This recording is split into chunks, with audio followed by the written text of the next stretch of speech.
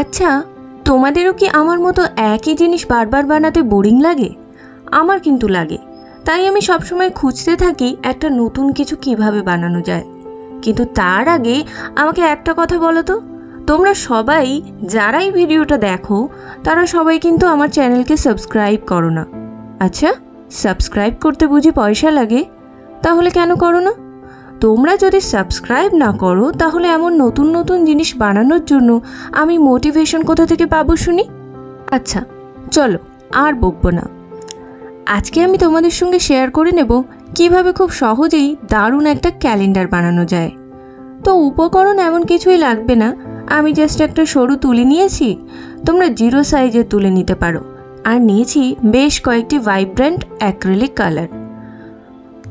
প্রথমে কালো রং দিয়ে আমি গাছের ডালপালা নিজের মতো এলোমেলোভাবে এঁকে নিলাম। তারপরে হবে একটা দারুণ মজা। তো আঁকার জন্য আমি একটু ইউনিক পদ্ধতি ব্যবহার করছি, তাই একটা স্পঞ্জ নিলাম। তোমরা কিন্তু খুব সহজেই এই স্পঞ্জটা পেয়ে যাবে দোকান থেকে। বিভিন্ন জিনিস কেনার পর আমরা প্যাকেটের ভেতর থেকে এরকম স্পঞ্জগুলোকে পাই। আমি সেগুলোকে গুছিয়ে রেখে দিয়েছিলাম। আর আমি শিওর তোমরা যারা আমার মতো এরকম ড্রয়িং করতে বা ক্রাফট বানাতে ভালোবাসো তারা নিশ্চয়ই এমন বিভিন্ন জিনিস নিজেদের কাজে লাগতে পারে ভেবে ভবিষ্যতের জন্য গুছিয়ে রাখো। কি তাই তো? তো নিজের পছন্দ মতো জাস্ট কালারগুলো নাও আর স্পঞ্জ দিয়ে ড্যাব ড্যাব করে এর উপরে যত খুশি রং লাগিয়ে দাও। আহা, গাছ যেন দোল খেলছে, তাই না? তা যাই হোক, এইভাবে রং লাগানোর পর এই মাঝখানে কয়েকটি ডাল একটুখানি রং দিয়ে এঁকে দিলেই কিন্তু বেশ লাগবে।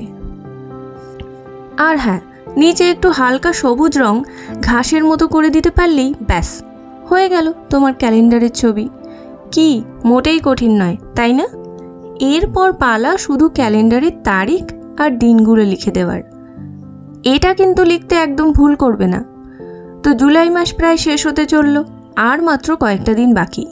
তো সেই কয়েকটা দিনকেই স্মৃতি হিসেবে রেখে আজকে আমি এই ক্যালেন্ডারটা বানালাম। তো ফাইনালি আমার ক্যালেন্ডারটাকে দেখে তোমরা নিজেরাও এরকম একটা বানাতে চেষ্টা করো। আর হ্যাঁ, আমার ভিডিওটাকে সবাই লাইক কমেন্ট শেয়ার করে দাও।